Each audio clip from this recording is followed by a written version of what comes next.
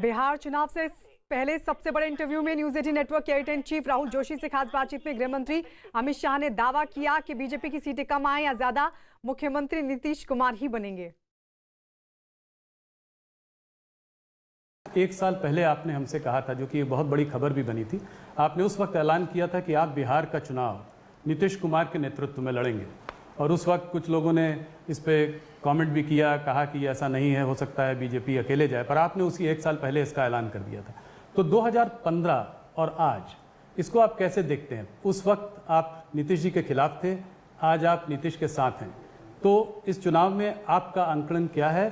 और आपका प्रेडिक्शन बहुत वो माना जाता है, क्या नंबर लगाएंगे आप कि कितनी सीट जीतेगी? देखिए, हमने जब से नीतीश कुमार जी के साथ हमारी सरकार बनी, तब से भारतीय जनता पार्टी ने फैसला किया था कि बिहार का जो 2020 का चुनाव है वो हम नीतीश कुमार जी के नेतृत्व में लड़ेंगे। और ये सार्वजनिक रूप से, पहले मैं पार्टी अध्यक्ष था तब मैं, और अब नड्डा जी ने भी कहा है, इसमें कोई दो राय नहीं है, दो मत नहीं है।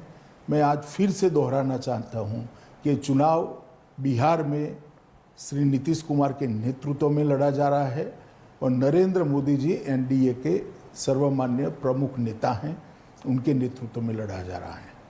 तो जो कुछ भी भ्रांतियां फैलाने का प्रयास कर रहा है, मैं आज इस पर बड़ा फुल स्टॉप लगाना चाहता हूं।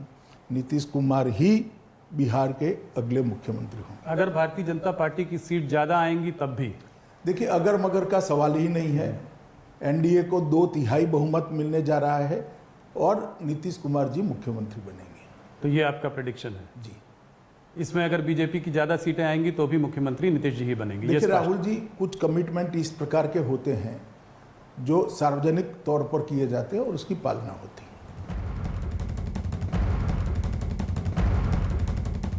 अमित शाह के इंटरव्यू में किए दावे पर आरजेडी के प्रवक्ता मनोज झा ने किया पलटवार। उन्होंने आरोप लगाया कि अमित शाह नीतीश कुमार को लॉलीपॉप दिखा रहे हैं।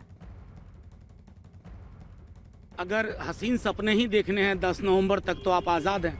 कह दीजिए ना, 3/4 भी क्यों, 243 सीट आप जीत रहे हैं, लेकिन मुगालते में ना रहें। जनता ने बदलाव का मन बना लिया है। हाँ, नीतीश जी को गुड ह्यूमर में रखने के लिए, क्योंकि 4 गठबंधन में लड़ रही है भाजपा, एक नीतीश जी के साथ, एक एलजेपी के साथ, एक वो ओवैसी साहब की पार्टी के साथ, एक चौथे के साथ भी। तो 4 गठबंधन वाली भाजपा को ये लेमन चूस देना जरूरी है नीतीश जी को।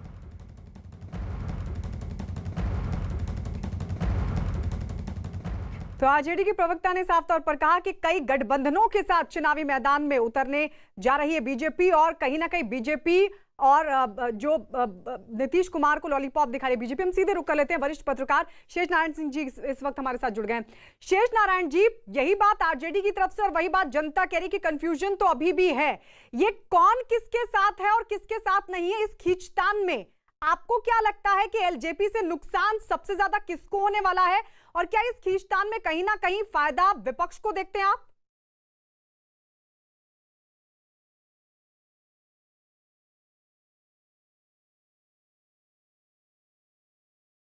चलिए, शेष नारायण जी तक लगता है हमारी आवाज नहीं पहुंच पा रही है, लेकिन आपको बता दें आरजेडी के प्रवक्ता की तरफ से यह साफ तौर पर निशाना साधते हुए कहा गया है कि बीजेपी जो कुछ भी कह रही है वो दरअसल नीतीश कुमार को लॉलीपॉप दिखाया जा रहा है। अमित शाह ने जिस तरीके से कहा कि भले ही बिहार चुनाव में बीजेपी की सीटें कम आती हैं या फिर ज्यादा आती हैं, लेकिन एक बात तो तय है कि नीतीश कुमार ही मुख्यमंत्री बनेंगे। और इसी पर आरजेडी ने पलटवार किया। पलटवार करते हुए आरजेडी प्रवक्ता ने कहा कि अमित शाह नीतीश कुमार को लॉलीपॉप दिखा रहे हैं।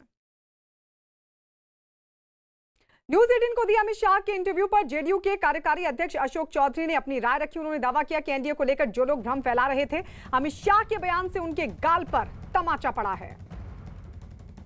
माननीय गृह मंत्री का जो बयान है, वो बयान अभी के जो राजनीतिक, बिहार के चुनाव का जो राजनीतिक माहौल है उसमें एकदम सटीक बयान है। और उन्होंने स्पष्ट रूप से कहा है कि वैसे जो लोग, क्योंकि इनका बयान लोग भ्रम पैदा कर रहे हैं ना, कि कुछ न कुछ रोज बैठ करके बयान दे रहे हैं, कुछ कर रहे हैं, तो नीचे लोगों में भ्रम जा रहा है। इसलिए एकदम सटीक बयान है कि नीतीश जी के मुख्यमंत्री बनाने के लिए हम लोग प्रयास कर रहे हैं।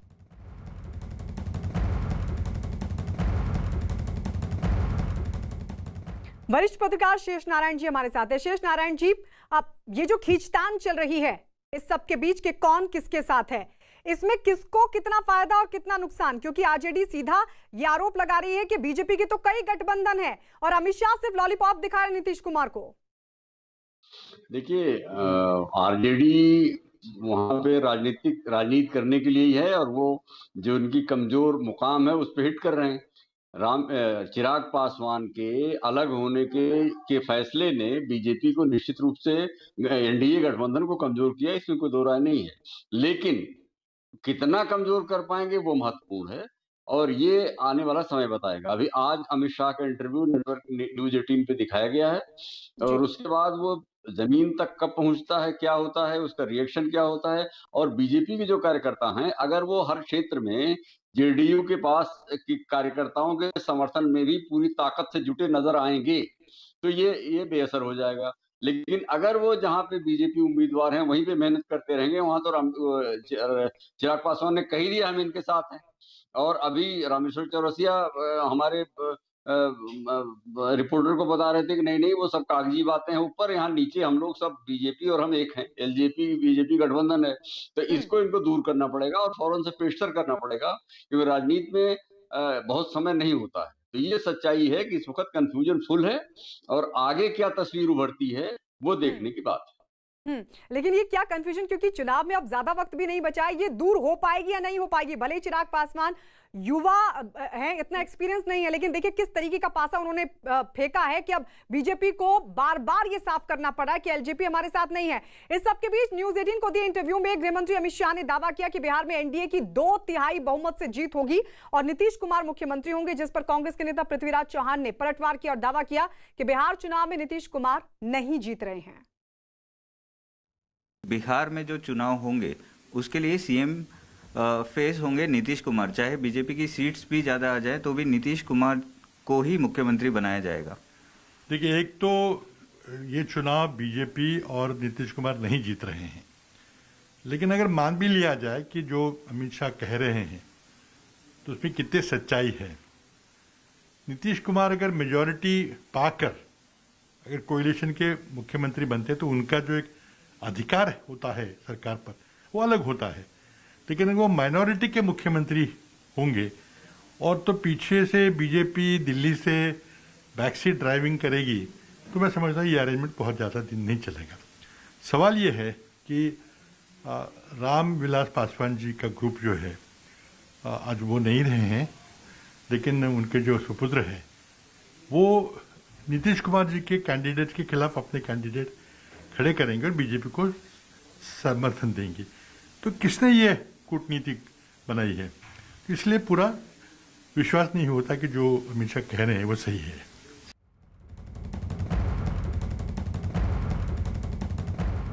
और चलिए हम सीधे रुक कर लेते हैं बिहार के मुजफ्फरपुर। हमारे सहयोगी रवि सिंह इस वक्त हमारे साथ हैं।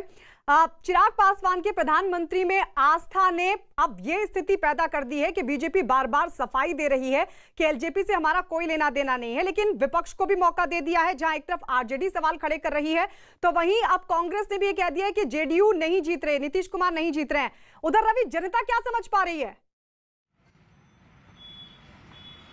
बिल्कुल, सीधे हम जनता से यहाँ पर सवाल पूछते हैं। एक तो ये है कि अमित शाह ने इंटरव्यू दिया न्यूज 18 इंडिया को, जिसमें कहा है कि हमारे जो मुख्यमंत्री होंगे नीतीश कुमार ही होंगे, बीजेपी की कम या ज्यादा सीटें आती हैं तब भी कोई दिक्कत नहीं। अब की जनता लोग चाहती है सत्ता परिवर्तन। हाँ। 5 साल का कार्यकाल नीतीश कुमार का अच्छा रहा, उसके बाद 10 साल का कार्यकाल नीतीश कुमार का एनडीए का अच्छा नहीं रहा। हाँ। और ये कोरोना काल में जो प्रवासी मजदूर जो बेरोजगार हुए हैं उससे बहुत ज्यादा इन पे असर पड़ा है। अच्छा, एक चीज बताइए कि चिराग पासवान की वजह से कोई कंफ्यूजन आप लोगों को लग रहा है? ऐसा तो नहीं है कि चिराग पासवान से कोई कंफ्यूजन बिहार में है। हाँ। चिराग जी जो कार्ड खेले हैं वो बिल्कुल फ्लॉप रहेंगे। क्यों ऐसा? ऐसा कि उन्होंने जैसे पेंडुलम की तरह काम किया। हाँ। कि जहां भाजपा का कैंडिडेट रहेगा, भाजपा का कैंडिडेट रहेगा वहां मैं कैंडिडेट नहीं दूंगा, जहां नीतीश जी के कैंडिडेट रहेगा मैं वहां कैंडिडेट दूंगा। तो ये तो गठबंधन नहीं हुआ। तो स्थिति आप लोगों को साफ लग रही है एज ए वोटर? एकदम स्थिति बिल्कुल साफ है। इस बार अमित शाह जी के हाथ में सरकार का चाबी नहीं है। जनता इस बार सरकार बनाएगी। अमित शाह जी के कहने से नहीं, कहने से कुछ नहीं होने वाला है। और बिहार की जनता इतनी त्रस्त हो गई है इनके 15 साल के शासन में, इस बार जनता पर वो दिक्कत क्या नीतीश कुमार से है या एनडीए से, बीजेपी? नीतीश पर्सनली नीतीश जी से हमको दिक्कत है। कभी दारू बंदी, कभी बालू बंदी, कभी शराब बंदी, कभी गाड़ी बंदी। जनता बिल्कुल, मजदूर मर रहा है, बिजनेसमैन व्यापारी मर रहा है इनके बंदी से। आप क्या कह रहे थे? दारू तो यहाँ पर ब्लैकमेल मिल रहा है, दारू बंदी हो गया तब पर भी होम सर्विस यहाँ पर दारू मिल रहा है। दारू पूरे बिहार में घर घर दारू मिल रहा है। मतलब दिखावे के लिए बंद है? ये दिखावे के लिए बंद है। इनके सरकार में बहुत ज्यादा और भ्रष्टाचार जो है 10 साल में बढ़ा है। तो उसका क्या उससे पहले नहीं था? 15 साल पहले? 15 साल पहले था। 5 साल इनका कार्यकाल अच्छा हुआ, ठीक है। लालू जी के रीजन में थोड़ा सा ये था, लेकिन लालू जी किए थे। हाँ, आगे आओ। हाँ, मैं कहना चाह रहा हूँ बेस्ट सीएम तेजस्वी यादव इस बार होंगे। क्यों ऐसा? क्योंकि वह के एक अपने आप को एक ऐसा जोश उमंग है, इस बार परिवर्तन चाह रहे हैं। चलिए ठीक है रवि लौटेंगे आपके पास। इस सब के बीच अपने दर्शकों को यह भी बता दें कि न्यूज 18 पर दिए गृहमंत्री अमित शाह के इंटरव्यू में आरजेडी के नेता मृत्युंजय तिवारी ने प्रतिक्रिया दी और उन्होंने दावा किया कि बिहार की जनता बीजेपी जेडीयू गठबंधन को दिन में तारे दिखा देगी। जब देख रहे हैं कि वोट वाट बिहार में है नहीं, जनता गुस्से में है, कोई उम्मीदवार बीजेपी का जेडीयू का जमानत बचाने लायक भी नहीं है, तो इस तरह का दलील दे करके अपने को भी सुकून और दिलासा दे रहे हैं और जेडीयू को भी दिला रहे हैं। अरे असली खेल जो आप खेल रहे हैं लोजपा के साथ, चिराग पासवान जी के साथ, ये न बताइए कि ये कौन सा खेल है।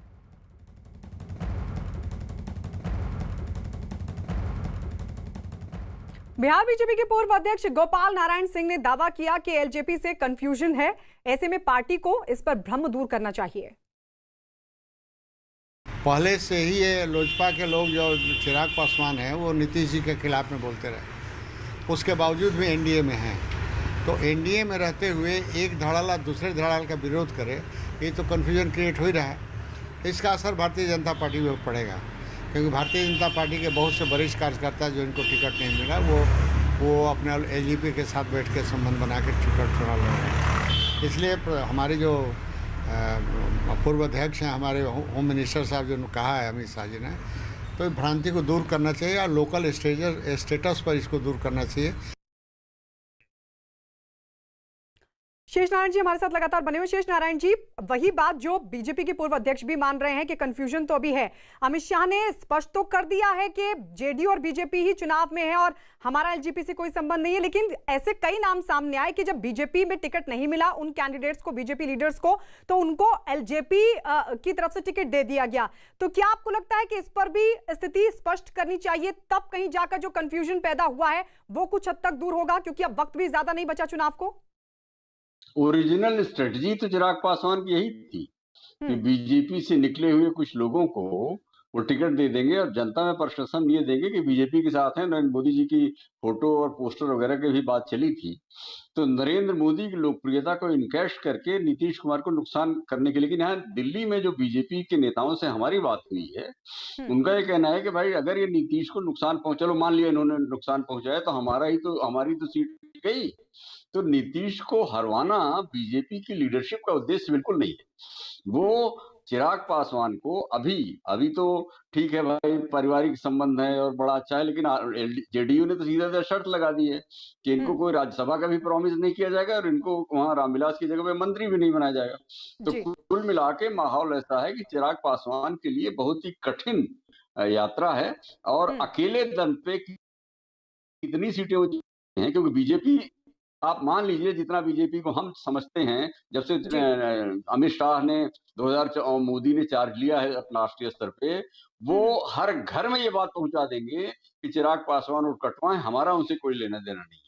तो उसके लिए नीतीश के साथ वो मंजूरी साझा करने जा रहे हैं। तो अब आज तो स्थिति ये है, आज तो कंफ्यूजन है। शेष जी आएंगे आपके पास। इस बीच ये भी बता दें अपने दर्शकों को कि केंद्रीय मंत्री मुख्तार अब्बास नकवी ने भी गृह मंत्री अमित शाह के इंटरव्यू की तारीफ की। उन्होंने दावा किया कि बिहार में एनडीए की पूर्ण बहुमत से सरकार बनेगी। अमित शाह जी ने आपके न्यूज़ चैनल को जो इंटरव्यू दिया उसमें देश के सरोकार से जुड़े हुए सवाल, सुरक्षा से जुड़े हुए सवाल, देश के तरक्की से जुड़े हुए सवाल, सभी सवालों को बहुत ही मजबूती के साथ, बहुत ही बेहतर तरीके से तर्कों और तथ्यों के साथ रखा है। और न्यूज़ 18 ने उसको जिस तरह से प्रसारित किया और उसका स्वागत हुआ, वो निश्चित तौर से एक बहुत अच्छा काम है। जहाँ तक सवाल है बिहार के चुनाव का, बिहार में एनडीए कंफर्टेबल तरीके से जनता के आशीर्वाद से फिर से सरकार बनाने जा रही है, लोगों के आशीर्वाद से, और जो लोग किस्मत आजमाना चाह रहे हैं, आजमाने की कोशिश कर रहे हैं, करने दीजिए।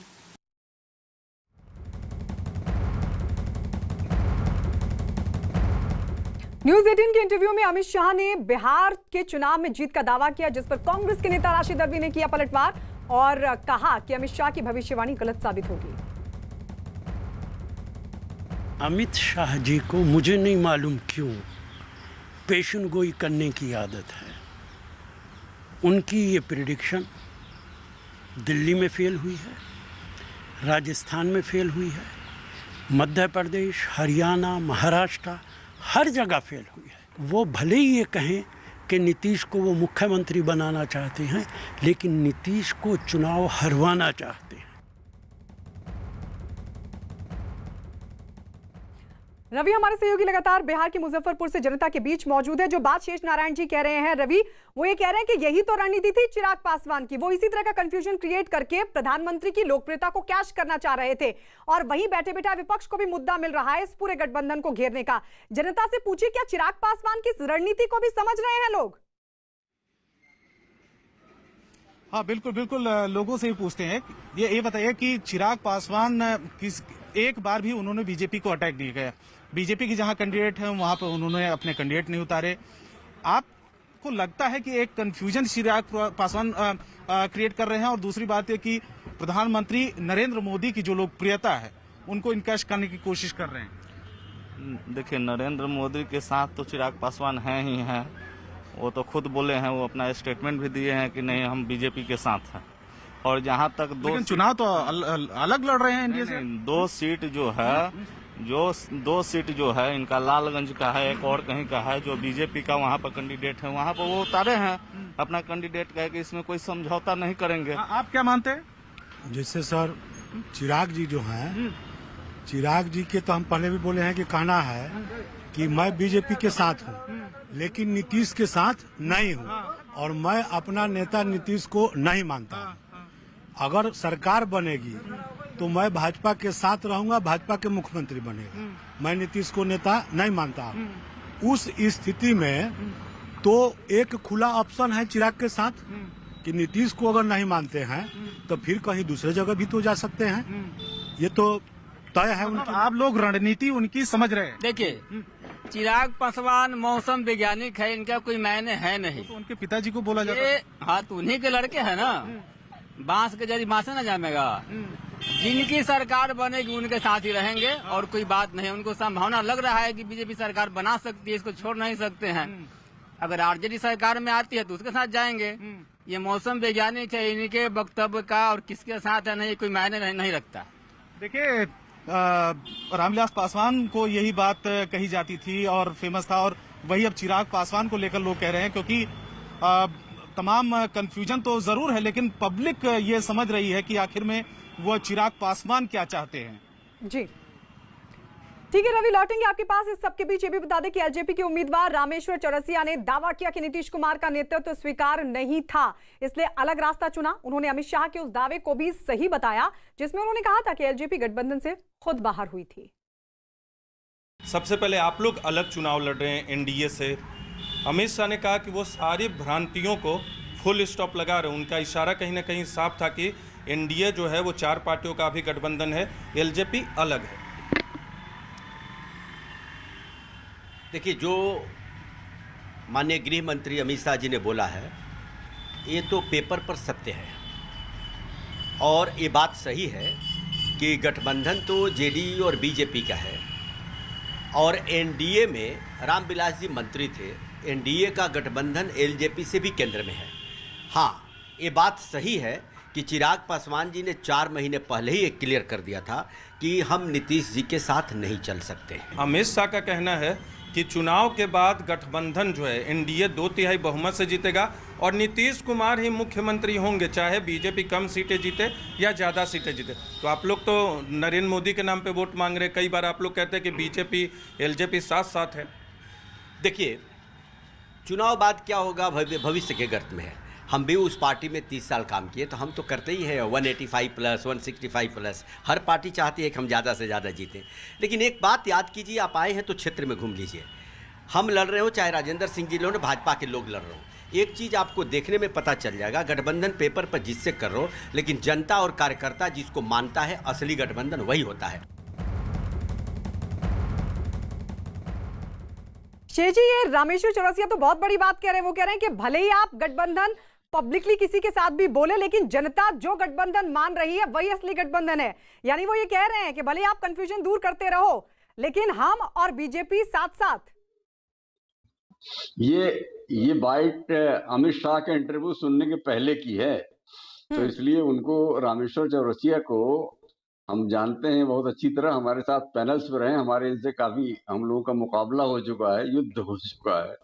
तो ये अभी अब आप ये कल क्या कहेंगे वो महत्वपूर्ण होगा, क्योंकि अब नरेंद्र मोदी के नाम पे वोट मांगना एलजेपी के लिए वायबल नहीं रहने देगी बीजेपी, ये मैं आपको एश्योर कर दे रहा हूँ। हाँ, ये है कि निश्चित रूप से ये उन्हीं के वोट काटेंगे जो एनडीए को मिलते रहे। रामविलास जी पासवान का प्रभाव क्षेत्र है बिहार में, काफी इलाकों में है, तो उसको वो काट रहे हैं। लेकिन अब उसका नतीजा क्या होगा वो आने वाला समय बताएगा, और इसको उस हिसाब से देखना पड़ेगा। इनकी यानी एलजेपी वोट काटने का काम करेगी। और देखिए कितनी अच्छी खासी रणनीति के तहत जमीन पर उतरकर उनके नेता बाकायदा प्रचार में भी यही बात बार बार लोगों से भी बोल रहे हैं, जनता से भी बोल रहे हैं कि बीजेपी हमारे साथ है। हालांकि बीजेपी साफ कर चुकी है कि एलजेपी से कोई संबंध नहीं। इस सबके बीच ये भी बता दें कि न्यूज़ 18 को दिए गृहमंत्री शाह के इंटरव्यू पर जेडीयू नेता वरिष्ठ नारायण सिंह ने अपनी राय भी दी और दावा भी किया कि अमित शाह ने चुनाव के पहले यह कह दिया था कि नीतीश कुमार ही बिहार के सीएम होंगे।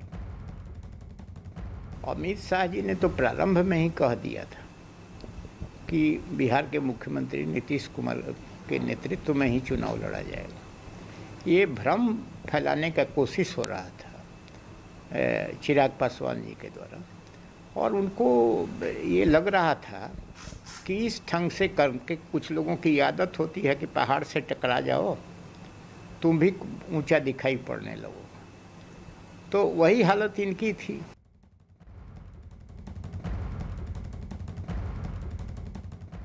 चलिए हम सीधे एक बार फिर से मुजफ्फरपुर रुक कर लेते हैं। हमारे सहयोगी रवि सिंह लगातार जनता के बीच वहां पर मौजूद हैं। रवि, जरा पूछिए लोगों से, क्योंकि जेडीयू बीजेपी साफ कर चुकी है, लेकिन उसके बावजूद भी जो एलजेपी है वो भ्रम की स्थिति बनाने की कोशिश कर रही है। लेकिन इस रणनीति को भी समझना बेहद जरूरी है, क्योंकि अब स्थानीय स्तर पर भी उतरकर जो प्रचार किया जा रहा है एलजेपी के उम्मीदवारों की तरफ से, वो भी इसी तरीके से कर रहे हैं। लेकिन जनता को अब कहीं ना कहीं अपने विवेक से सोचना समझना होगा कि वो किस तरफ रहेगी। बिल्कुल, देखिए एक बार फिर इन लोगों के साथ में चलते हैं। ये बताइए कि जेडीयू और बीजेपी वो बार बार यही क्लियर कर रही है कि जेडीयू और बीजेपी एक साथ में है। चिराग पासवान का फैसला अपना था, इसके बाद भी किसी तरीके की कंफ्यूजन आप लोगों को लग रहा है कि चिराग पासवान एनडीए के साथ है? देखिए, चिराग पासवान किसी के साथ है नहीं और सबके साथ है। हाँ। जिसका सरकार बनेगा, जेडीयू का है उसके साथ सरकार बनेगा, उसके साथ ही रहेंगे। यही किसी तरह का कोई कंफ्यूजन नहीं है। बीजेपी का सरकार अगर बनती है तो ये बीजेपी के साथ रहेंगे, और 110% है कि अगर तेजस्वी जी सरकार बनाते हैं तो उनको कोई रोक टोक नहीं है, ये तेजस्वी जी के साथ आ जाएंगे। वहाँ पे भी आ जाएंगे, है निश्चित है। अभी मानती है? मेरा फुल गारंटी है जी। चिराग जी भी एक अच्छे व्यक्तित्व के और अच्छे युवा नेता हैं, तो स्वाभाविक है कि समय के साथ युवा को मानेंगे। अच्छा, युवा को मानेंगे। आप क्या मानते हैं, क्योंकि गृहमंत्री ने ये कहा है कि कम या ज्यादा सीटें आए लेकिन नीतीश कुमार ही हमारे मुख्यमंत्री होंगे, लेकिन चिराग पासवान तो हम कह रहे हैं कि हम मोदी जी के साथ हैं, लेकिन चुनाव अलग लड़ रहे हैं, वो एनडीए के साथ में नहीं है। तो उनका तो सीट नहीं आने वाला है लगता है। किसका जी का आएगा? किसका सीट नहीं आएगा? चिराग जी का। अच्छा, उनका नहीं आएगा? क्या है? उनका इधर वोटर नहीं है। मतलब कि इधर आप वोट मानते हैं जो चिराग जी बार बार बयान दे रहे हैं तो उससे कोई कंफ्यूजन लग रहा है आपको या क्लियर है? ना, हम लोग तो क्लियर है, उनको क्या क्लियर है? नहीं आने वाला है इधर। तो देखिए, तमाम लोग वो समझ रहे हैं कि आखिर में चिराग पासवान और एलजेपी की रणनीति क्या है। जनता यहाँ की समझदार है पूरी तरीके से। बिल्कुल, जनता समझदार है और अगर कोई ये सोच रहा है कि जनता को नहीं पता और जनता को गुमराह किया जाएगा तो वो बिल्कुल गलत है, क्योंकि लोग भी समझ रहे हैं कि किसकी क्या रणनीति है। इस सब के बीच आपको बता दें, न्यूज 18 नेटवर्क के editor in chief Rahul Joshi से खास बातचीत में गृह मंत्री अमित शाह ने बिहार में अकेले चुनाव क्यों लड़ा, इस पर भी खुलकर दिया जवाब। बहुत दिनों से इस बात में हम लोगों ने, मैंने आपसे पहले भी ये इंटरव्यू में पूछा है, इस बात की चर्चा भी रही है, आपके कैडर्स की डिमांड भी रही है, लोग ये जानना भी चाहते रहे हैं कि भारतीय जनता पार्टी बिहार में चुनाव अकेले क्यों नहीं लड़ती है। देखिए, जहां तक अकेले लड़ने का सवाल है, पार्टी के संगठन का विस्तार कितना हुआ है, विस्तार कर कर नीचे तक पैंट कितनी बनी है, और नीतीश कुमार जी जब से एनडीए बना तब से हमारे साथी हैं। पहले समता पार्टी हुआ करती थी, जौहर साहब नेतृत्व करते थे, शरद यादव जी करते थे, बाद में नीतीश कुमार जी के हाथ में नेतृत्व आया, तो तब से हमारे पुराने साथी हैं और तोड़ने का कोई कारण नहीं है। एक बार बीच में थोड़ी गड़बड़ हुई थी, टूटा था, मगर अच्छा ही हुआ, फिर से आज वो एनडीए में है। तो सिर्फ विस्तार के लिए अकेला लड़ना वो ठीक नहीं है, गठबंधन का एक धर्म होता है, तो हमने धर्म को निभाया है और हम चाहते हैं कि नीतीश कुमार जी के नेतृत्व में जो विकास हुआ है 15 सालों में वो बरकरार रहे। ऊपर मोदी जी, नीचे नीतीश जी, ये डबल इंजन वाली सरकार बिहार को विकसित राज्य बनाने की दिशा में बहुत द्रुत गति से आगे ले जाएगी।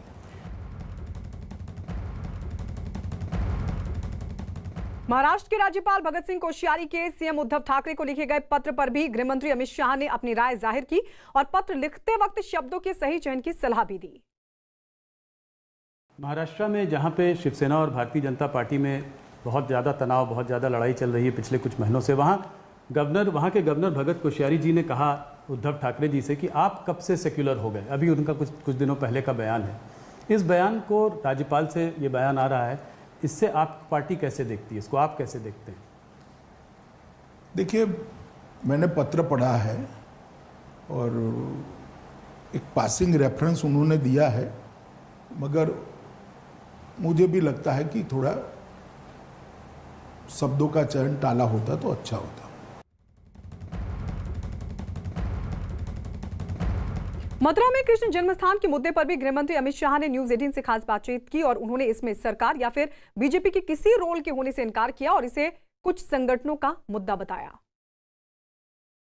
कुछ हिंदू संगठन जो है अब मथुरा में कृष्ण जन्मस्थान की बात कर रहे हैं, कह रहे हैं कि जो औरंगजेब ने जो वहाँ मस्जिद जो बनाई थी उसको भी हटाकर वहाँ पर भी मंदिर बनाया जाना चाहिए।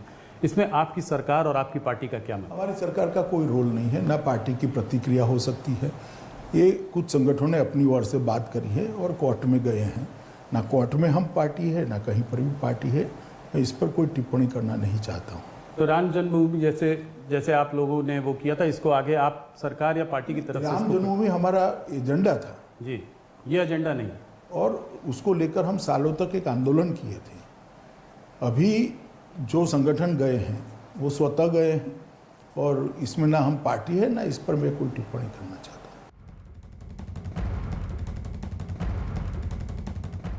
मथुरा के मुद्दे पर अमित शाह के न्यूज 18 पर दिए बयान पर मुरादाबाद से समाजवादी पार्टी के सांसद एसटी हसन ने कहा है कि ये सब बीजेपी की चाल है। सुनिए उन्होंने क्या कहा। देखिए, इनका कहना कुछ होता है, कथनी और करनी में बहुत फर्क है। इनके बहुत से हिडन एजेंडे हैं। जब ये देखेंगे और इस बार देख रहे हैं कि हाथ से कमांड निकल रही है, तो कुछ ना कुछ हिंदू मुस्लिम तो करना है ही, दिलों को तो बांटना है ही।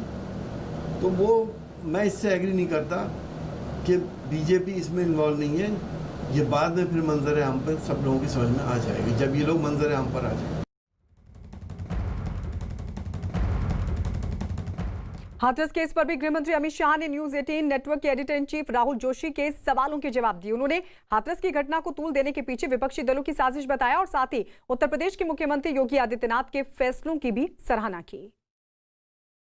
मुझे लगता है कि देश में जैसे हाथरस का मुद्दा है, ये कोई हाथरस में कोई ऐसी बात तो नहीं है कि ये चीज़ हाथरस में हुई हो, चाहे यूपी हो, बिहार हो, मध्य प्रदेश हो और भी तमाम प्रदेश हो हमारे देश में। रेप का मुद्दा एक बहुत बड़ा मुद्दा रहा है, सिक्योरिटी का मुद्दा, लॉ एंड ऑर्डर का मुद्दा बहुत बड़ा मुद्दा रहा है। क्या आपको लगता है कि देश में एक लार्जर पुलिस रिफॉर्म्स की ज़रूरत है? नहीं, देखिए, रिफॉर्म की ज़रूरियात को कोई इनकार नहीं करता, मगर आप मुझे बताइए, हाथरस में भी रेप होता है और जयपुर में भी, राजस्थान में भी होता है, टूल क्यों सिर्फ हाथरस को मिलता है? कारण क्या है? किसी दुर्भाग्यपूर्ण घटना को राजनीतिक रंग देना कितना उचित है? और अपराधी उसी दिन पकड़े गए हैं, उसी दिन तीनों अपराधियों को धर लिया गया है, जेल में है आज। असल में मुझे लगता है कि रातों रात बॉडी को वो क्रिमेशन कर देना, वो शायद वो भी जांच आयोग बिठाया जी, उसमें भी सस्पेंड भी किया, अरे कमेटी बनाई है जी, सस्पेंड किया है, और अब पूरी की पूरी जांच ही सीबीआई को ट्रांसफर कर दी गई जी। मगर किसी चीज को बढ़ाकर राजनीति करना, मुझे लगता है इस प्रकार के मामलों में नहीं करना चाहिए। पर आप ये मानेंगे कि यूपी गवर्नमेंट ने थोड़ी बहुत मिसहैंडलिंग उसमें की है? इसमें थाने लेवल पर गवर्नमेंट नहीं होती है, कुछ अधिकारी होते हैं, और मैं मानता हूँ योगी जी ने एसआईटी बनाकर उचित ही काम किया है। जो एसआईटी इसकी डिटेल जांच करेगी, रिपोर्ट भी आएगी और कठोर कदम भी उठाए जाएंगे रिपोर्ट के अनुसार।